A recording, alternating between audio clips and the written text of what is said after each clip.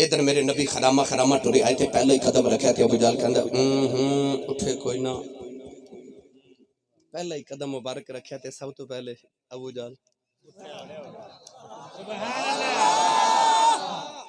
जहल वाल वेख के ना सारे चौधरी उठ के खलो गए।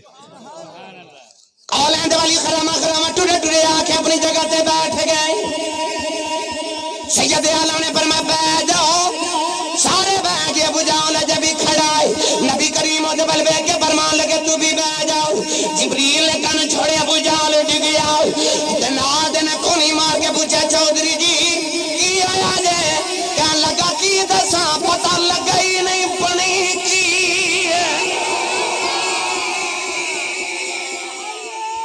पता ही नहीं लगा की बनी।